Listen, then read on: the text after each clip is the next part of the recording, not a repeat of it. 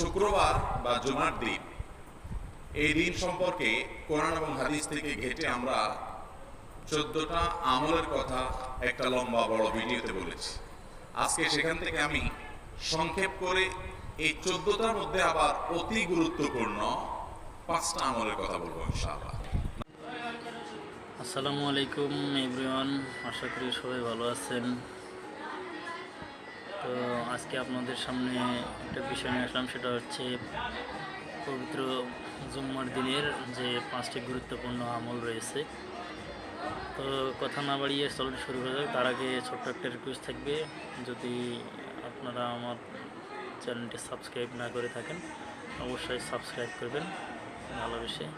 কথাগুলো যদি ভালো লাগে উপকৃত হন তাহলে। তো দর্শক, চলুন শুরু করা যাক।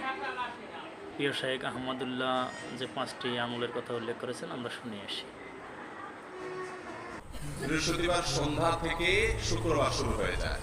শুক্রবার বা জুমার দিন, এই দিন সম্পর্কে কোরআন এবং হাদিস থেকে ঘেঁটে আমরা 14টা আমলের কথা একটা লম্বা বড় ভিডিওতে বলেছি। আজকে সেখান থেকে আমি সংক্ষেপ করে এই 14টার মধ্যে আবার অতি গুরুত্বপূর্ণ 5টা আমলের কথা বলবো ইনশাআল্লাহ। নাম্বার 1, সবচেয়ে বেশি যেটা করতে হবে পরিমাণে, জুমার দিন জুমার রাত, বৃহস্পতিবার সন্ধ্যা থেকে নিয়ে শুক্রবার সন্ধ্যার আগ পর্যন্ত পরিমাণে সবচেয়ে বেশি করতে হবে যে আমলটা, সেটা হলো দুরূদ শরীফের আমল। নবী করিম সাল্লাল্লাহু আলাইহি ওয়াসাল্লাম বলেছেন, আকসিরু আলাইয়া মিনাস সালাতি মিন ইয়াউমিল জুমআতি ওয়া লাইলাতিল জুমআহ, তোমরা জুমার দিন এবং জুমার রাতে আমার প্রতি বেশি বেশি দুরূদ পাঠ করবে, দুরূদ প্রেরণ করবে। ফাইন্না সালাতাকুম মা'রুদাতুন আলাই, কারণ তোমরা যে দুরূদ পাঠ করো এটা আমার কাছে পেশ করেন আল্লাহর ফেরেশতারা, এবং রীতিমতো নামধাম সহকারে আল্লাহর একদল ফেরেশতা নিয়োজিত আছে। তারা বলেন, আল্লাহ, হে আল্লাহর রাসূল, আপনার অমুক উম্মত, অমুক অনুসারী, আল্লাহর অমুক বান্দা পৃথিবীর অমুক প্রান্ত থেকে, অমুক দেশ থেকে, অমুকের সন্তান, সে আপনার প্রতি দুরূদ পেশ করেছে জুমার দিনে, জুমার রাতে বা অন্য সময়ে।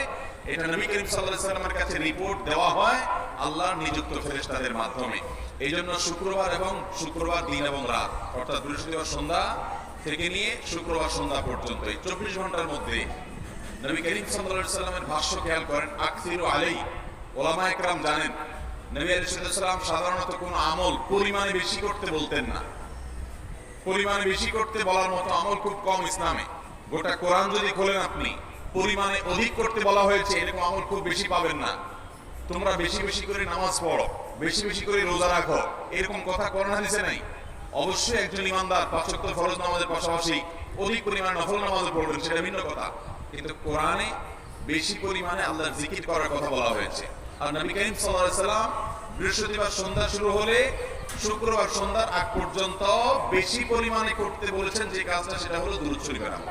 দুরূদের এই আমলটা, এটা করার জন্য আল্লাহ তাআলা এমন সহজ করে দিয়েছেন যে ওযুর প্রয়োজন নাই।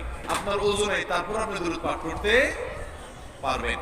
এবং আপনি এই বড় দুরূদ পড়ার মতো সময় নেই, তো আপনি একবারে সবচেয়ে সংক্ষিপ্ত দুরূদ পড়েন সাল্লাল্লাহু আলাইহি ওয়াসাল্লাম, তাতেও দুরূদ পাঠের সওয়াব পাবেন।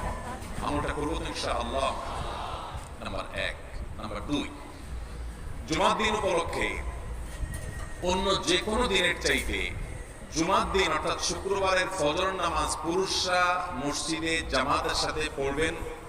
জামাতের সাথে পড়ার নিয়ত করবেন পাক্কা, কারণ অন্য যে কোনো দিনের ফজর নামাজ না, শুধুমাত্র যত নামাজ আছে, নবী করিম সাল্লাল্লাহু আলাইহি ওয়াসাল্লাম বলেছেন, আফদালুস সালাওয়াতে ইনদাল্লাহ, আল্লাহর কাছে দুনিয়ার সব নামাজের মধ্যে 5 ওয়াক্ত সাধারণ নামাজগুলোর মধ্যে সবচেয়ে উত্তম নামাজ হলো সালাতুল ফজরে মাআল জামাআতে ইয়াউমাল জুমআহ, জুমার দিন ফজরের নামাজ জামাতের সাথে আদায় করা হলো যত নামাজ আছে এর মধ্যে সবচেয়ে শ্রেষ্ঠ নামাজ।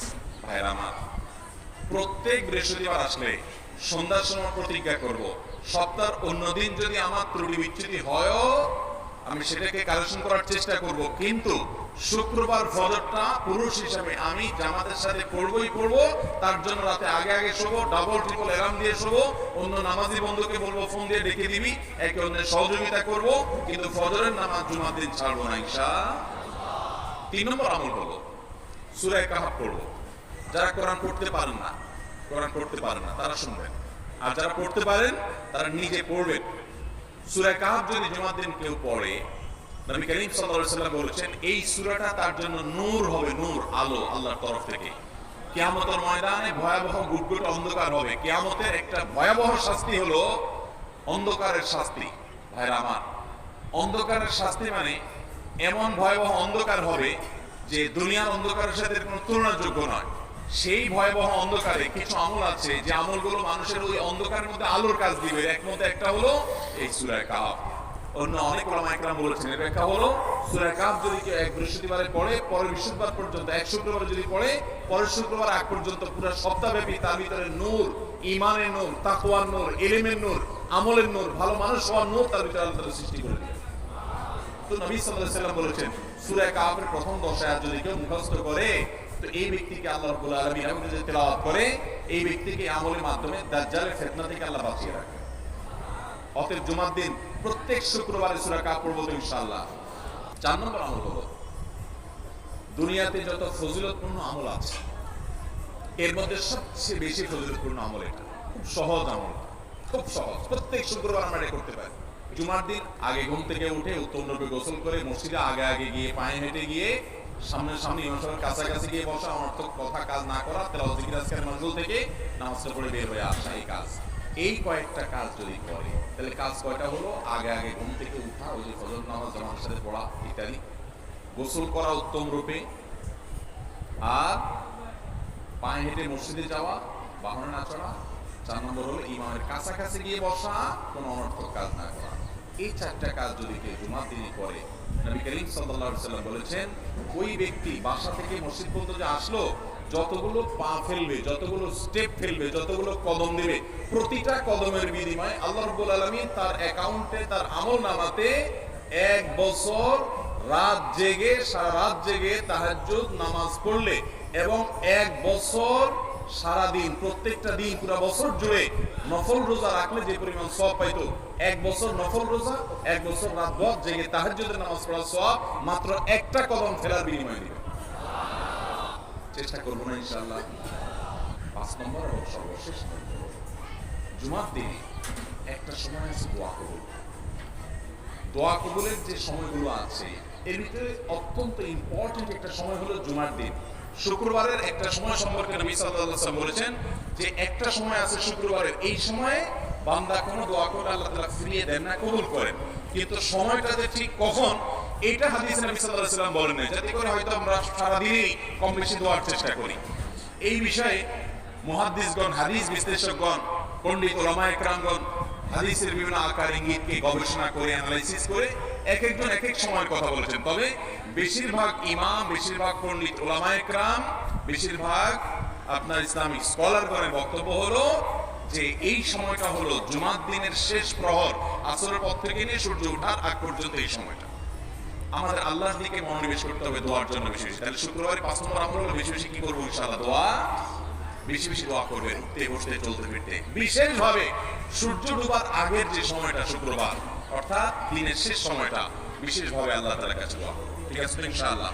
কয়টা আমল বললাম? আমল করবো তো ইনশাআল্লাহ, মনে থাকবো তো ইনশাআল্লাহ। আমরা প্রয়োজনে বাসায় গিয়ে একটা কাগজে নোট করে ফেলবো, লিখে ফেলবো, লিখে এরপরে ওয়ালে টাঙায় দিবেন বাসায় যে জুমার দিনই 5 কাজ আমি ছাড়বো না। আপনি যদি মনেও না থাকে, আপনার যদি ভুলেও যান, আপনি এই কাগজ আপনাকে মনে করাবেন ইনশাআল্লাহ। বাসায় ফ্যামিলি লোকদের সাথে শেয়ার করবেন। জুমার দিন হুজুর বলেছেন, আমি একটু আমার মন থেকে বলি, এগুলো সব কোরআন হাদিসের কথা বলেছি আপনাদেরকে। কোরআন হাদিসের আলোকে 5টা আমলের কথা বলেছেন। বিশেষভাবে জুমার দিন আমি 5টা আমল করবই করব। ভাইরা আমার, প্রত্যেক জুমার দিন যদি আপনি একটু ঈমানের রিচার্জ করেন, ইনশাআল্লাহ সারা সপ্তাহ আপনার জন্য সেটা উপকারে আসবে। চেষ্টা করবো তো ইনশাআল্লাহ। আল্লাহ তাআলা এই আমলগুলো আমাকে, আপনাকে, আমাদের সবাইকে করার তৌফিক দান করুন।